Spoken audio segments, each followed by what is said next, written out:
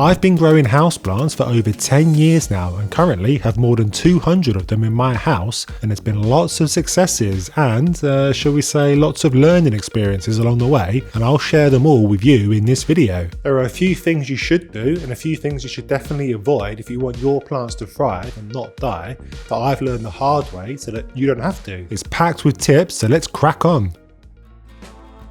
I recently bought this proud looking fella from Amazon a few weeks ago and immediately repotted him and tied him up onto this moss pole. It's all on video and I'll put a link right here for you, my plant friend. I named this fella Speckled Jim, and I must say I've been falling more and more in love with Jim since I got him. But there is something about him that you'll notice straight away. Yeah. He's already got a damn yellow leaf and I've only had him for a few weeks. Now, I'm not panicking because I'm pretty sure this is just a symptom of me fiddling with his roots a bit too much when I was repotting him. This can happen and it is par for the course. I could run around panicking like a madman, of course, but my years of houseplant experience has told me not to get too fussed about the yellowing leaf here or there and whatnot. If the problem does start spreading, then you may well see me running around the room panicking, but for now, I'm as chill as a bowl of chili con carne. So expect things to go wrong. They're living things after all. It's what we learn from it that separates the wheat from the chaff.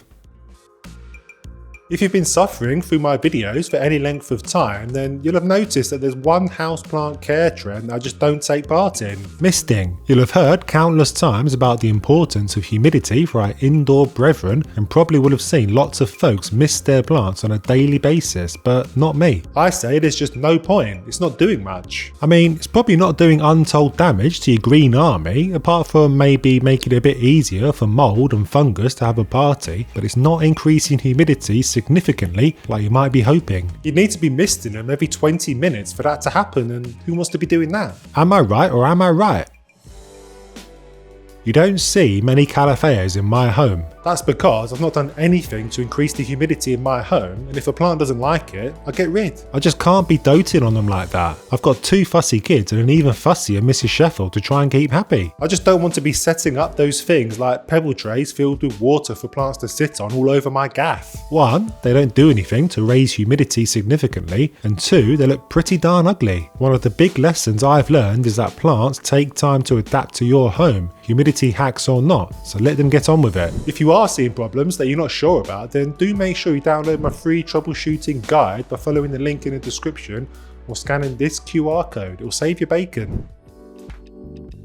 I'll admit I made a cardinal houseplant sin when I bought Speckled Jim a few weeks ago, but in my defence I only really bought him to bring interesting content to the channel. I've bleated on about this lots of times on the channel, and I even repeat this in my head as I'm going to sleep at night. Never buy a plant, not knowing where to put it. I must say it out loud because I do get some funny looks off Mrs. S in the morning. Anyway, I bought Speckled Jim without a single idea of where to put him, and this was made worse when I saw how big he was. I wasn't expecting such a big monster. Needless to say, I was wandering around my house for ages trying to figure out where to put him until I settled on this awkward space. Yeah, won't be great when winter rolls around and that fire comes on, but that's a problem for a later day, I guess. This isn't just a logistical problem, but a care problem too. This spot he lives in is pretty much low light, and monsteras need high light to thrive. This will mean slow growth, stretched limbs, and all the self-doubt that brings. To me, not Jim. So buy with a space in mind. It will make life so much easier.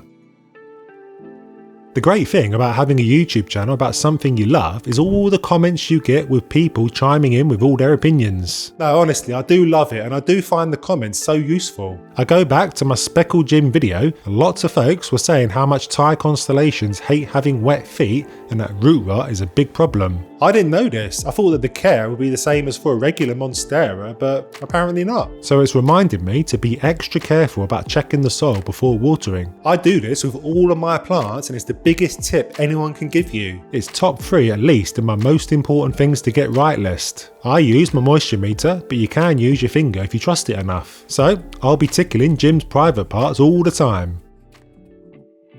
Another one of those top 3 things to get right is light. Let there be light and all that. Light is the gas to any Ferrari. Without it, you won't be showing off to all your friends and family, you'll be stuck in the garage instead. The thing that bugs me here is the confusion that plant tags provide to budding plant goers. You see things like shady room or great for a dark spot, and I just think, no, stop it. Plants love light. None of them like the dark. It's that simple. Let every single one of your green misters or misses see the light. If you can't offer that to all of them, then provide a Santi grow light using my 15% discount in the description. I love and dote on my plants so much that not only have I given them all names like a lunatic, but I've got 10 grow lights all over my house. Enough to make nosy neighbours suspicious as to what I get up to.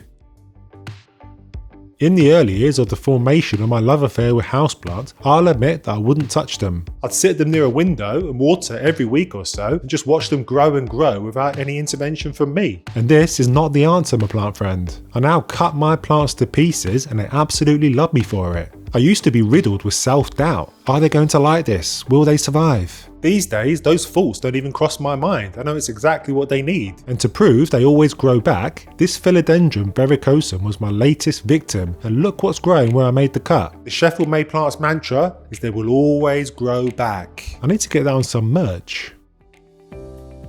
So I mentioned earlier that I don't have many Calatheas in my home, and honestly it's mostly because I've had a checkered past with one of them, Zebby, my Calathea zebrina. If you want a challenge, then I highly recommend this girl. High maintenance ain't the word. Just look at her a year and a half ago. What a mess. That was until I changed one thing that made her turn into this beauty. Well, okay, not quite beauty, but much more attractive anyway. And it's all to do with a secret sauce that not many people know about. Water conditioner. Use this stuff to remove chlorine from your tap water and fussy divas like Calathea stop throwing their dummies out the pram. Try it, you've got nothing to lose and everything to gain.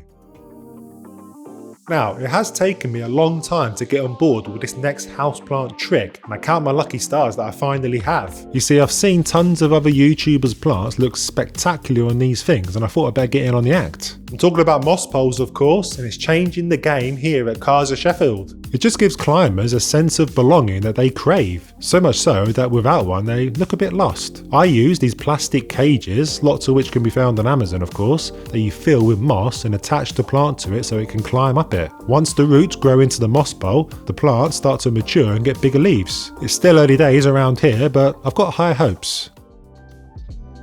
So I mentioned pruning earlier and why I sever the heads and limbs of all my plants on a regular basis, and linked to that is one of the biggest joys I get from plants. Becoming a father. Yep, I'm a father for more plants than I could possibly fathom. What's better than taking a cutting from a plant and nurturing it through birth all the way to fully fledged adult? For me, it's what it's all about. This beautiful Philodendron verrucosum was created by me, and I didn't need Mrs. Sheffield to do so. I took the cuttings during a Patreon video I did last year, which has already grown to this size. I'll pop a playlist up here you can watch to get started.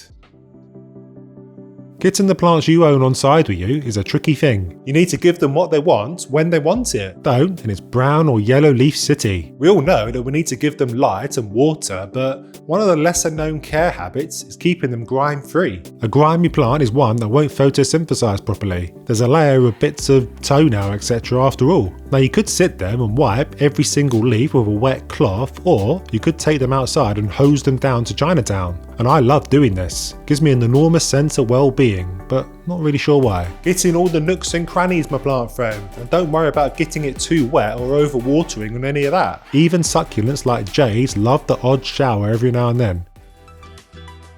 The beauty of this showering malarkey is that you're doing your bit to fight off the most annoying of all things, insects. Spider mites, thrips and mealybugs love to hide out in the crevices, and a regular wash helps keep them at bay. For the longest time I didn't even know pests like spider mites and thrips existed. It doesn't cross your mind when you're just starting out, but eventually you start to notice funny things like yellowing marks on leaves, and when you look it up you go all itchy when you discover the truth. Oh, was that just me? We pretty much know all about fungus gnats because of how annoying they are, but don't sleep on the hidden critters, they tend to be the most damaging.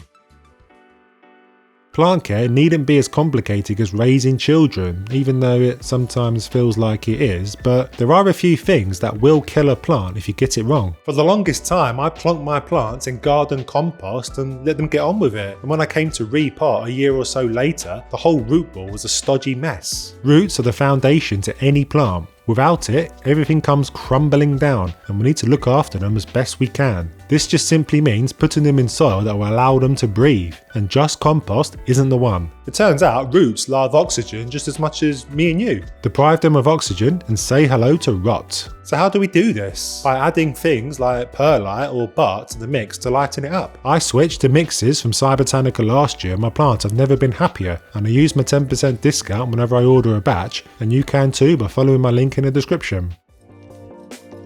So when you really boil it down, plants need just 3 things to thrive: light, water and nutrients. I was late to the party with nutrients. I mean, I had a box of Miracle-Gro in the cupboard, but I always forgot to get it out come watering. But then I noticed that my plants weren't growing as much as my friends, so I vowed to diligently fertilise every 2 weeks like a good plant parent. And this was my mistake, assuming that fertiliser was all I need to make my plants love me. It's not. Well, it won't make them grow any faster anyway. Light is the thing that does that. Don't get me wrong, fertiliser is very much needed and really makes them pop, but just don't expect miracles. It's much more important to know the signs of a plant suffering from a lack of light. This is the game changer and will really turbocharge their growth. Spotting those signs is surprisingly tricky, but I cover it all in this video here, so check it out and I'll see you next time.